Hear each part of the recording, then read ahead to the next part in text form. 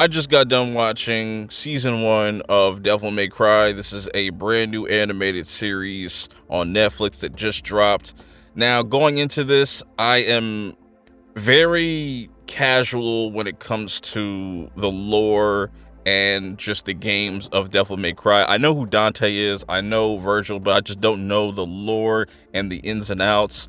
So I'd be curious to see fans of the series their reaction to this first season. How faithful is it to the source material and all of that? And I'm going to get into what I liked, what I disliked about this first season, what I'm excited for going into season 2. There's only 8 episodes. Each episode is about 30 minutes long, except for episode 6. I'm going to get into that. Episode 6 is the only one that's like 20 minutes long. That one was kind of weird to me when I first saw the runtime, but man, I want to talk about episode 6. But let's start with the beginning of this story where we get introduced to our big bad, the White Rabbit. He goes to this museum to pretty much steal this sword of Sparta. This is a very powerful weapon, the most powerful weapon in hell, presumably, or one of the most powerful weapons that comes from hell. And there's some other people there too. They're there to steal some gold and whatnot. He ends up killing all of them, but he leaves one person alive. He goes by the name of Ander. And we'll get into that. So then we get introduced to the government, because now this is breaking news and people don't know what to kind of do with this kind of this situation. But we get introduced to the president and the vice president. Vice President Baines. Baines is the head of Darkcom. He pretty much has this task force, this special ops force that specializes in taking out demons. And this is where we get introduced to Mary's character, Mary Arkham. She's the lieutenant, and she's one of our main characters outside of Dante. So the government comes up with this plan to kind of gather all these assassins to go after Dante, because he has this amulet that if they can find the other half of it, it's going to, they got to find the other side of this amulet, and they have to find the sword of Sparta to pretty much, those are the keys to opening up the gates of hell, and they want to prevent that from happening. So they have to lure Dante out so they can distract him long enough so they can snatch his necklace. But he doesn't know what the power of that necklace is or what it represents. He doesn't know a lot of just his backstory, as well as he gets to learn later throughout the whole entire series. So that was interesting. We get introduced to Enzo, which he is the person that Dante, gets jobs from. Interesting enough, like, there's a lot of references to other Capcom IP and just different characters. Like, we see a Mega Man bobblehead thing, and we also see a Street Fighter arcade machine. And interesting enough, this really has me curious to see what this is all about, because one of the jobs that Dante did was in Raccoon City. I was like, that's interesting. So you're telling me that Resident Evil exists in this world? Do other Capcom characters exist in this world that they're trying to build here? Very fascinating shit. So they all try to attack Dante to kind of get his necklace. They're all not successful. They find out that he's pretty much superhuman. He doesn't know that he's part demon, and until he crosses paths with Mary. And Mary is a badass too. She is probably the most efficient, the most fuck around and find out type of character that matches Dante in skill, you know what I'm saying? And she's the one that is able to get the amulet away from Dante with such ease too. And she has a real vendetta against demons or just people from hell in general, which we get that kind of backstory going into episode 6, and we're gonna get to that. But I didn't expect so many fucking people to die in this series, because by the time we get to like episode 3 and 4, Mary's whole squad of other demon hunters, they get fucking wiped out by these other demons that are in allegiance with the White Rabbit. And this is where some of my complaints come in at, is everything is cool. The only thing I have a problem with throughout this whole entire series is the use of CGI. Just the CGI demons, and just even when, you know, Dante's able to kind of get his devil trigger and we see him in this like kind of super demon form, that shit just kind of bothered me. I know it's probably not going to bother some people, but, you know, it bothered me. So now we see that Mary is kind of by herself now, because she's seeing just all of her comrades just die one by one by these demons like it's nothing. And, you know, her and Dante are slowly, you know, having a weird kind of bond. They have a really weird way of flirting with one another.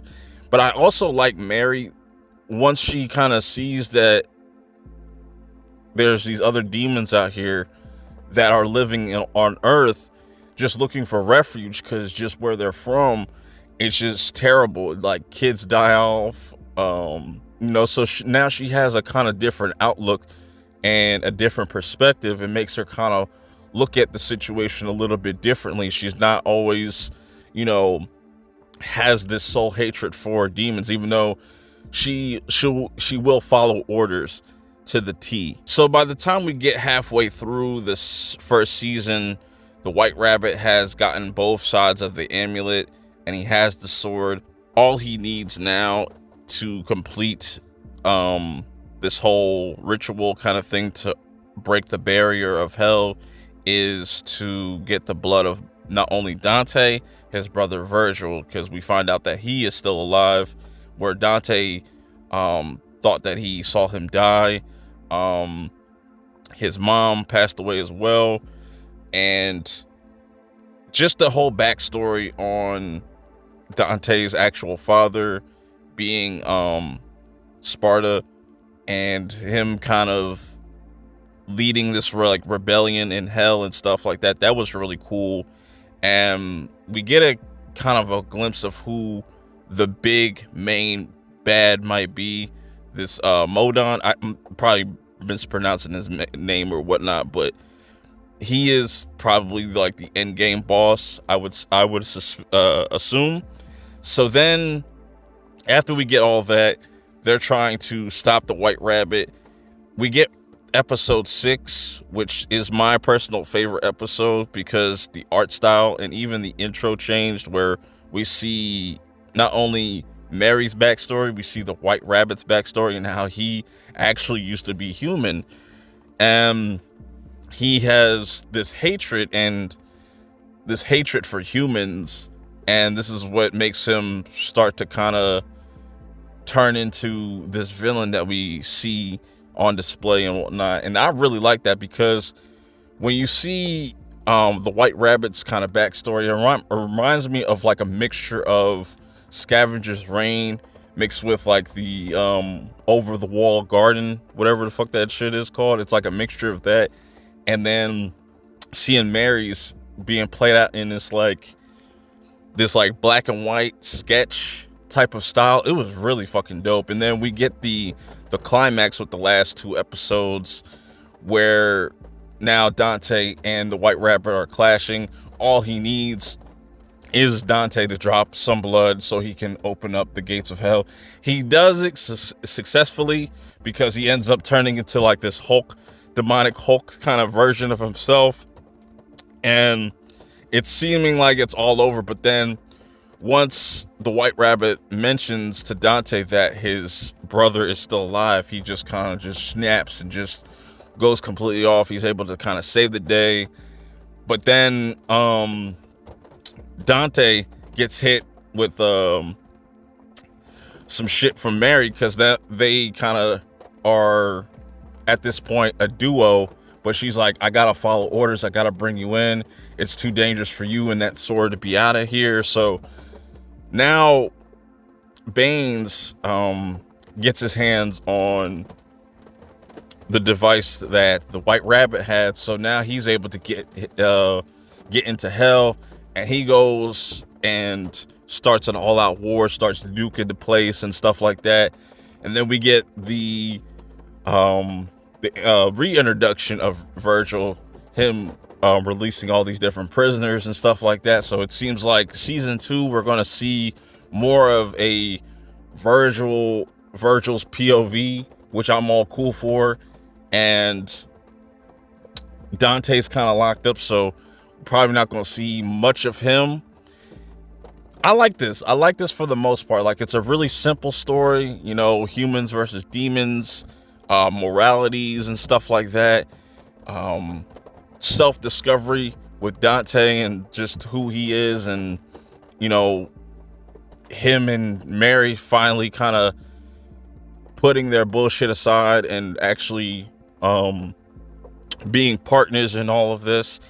And I can't wait to see where this story kind of goes next, you know what I'm saying? And I liked the animation for the most part, outside of the CGI shit. I know they had to cut corners, but I was really satisfied on how this whole thing ended. Enzo ends up dead. Ander, you know what I'm saying, his betrayal against the human race kind of blew up in his face, because I don't know how nobody saw that coming. Like, he was, you know what I'm saying, the person that kind of caused all this mayhem to kind of ensue. But the real big bad here, for at least going into season 2, is going to be Baines. And I'm wondering when it's going to take Mary to kind of flip sides, or she might have to wait for a opportunity or see a moment where, okay, this guy is kind of out of his mind. He's pretty much dangerous. He's no better than the White Rabbit and stuff like that. But the White Rabbit was a great season 1 villain. You know what I'm saying? I'm curious to see where this is all going to go. I want to know what fans of the series think about this. Is it faithful? Did they get some things wrong, or did they remix certain things? Also, oddly enough, you know, when I was watching episode 3, I want to mention this before I get out of here. There was like this weird like jump cut, like there's this weird editing issue. I guess there was like a little bit of scene missing. I don't know if anybody else is going to have that issue or notice that, but y'all can let me know. This has just been my thoughts on season 1. Let me know how you guys feel about it. Till next time, I'm out. Peace.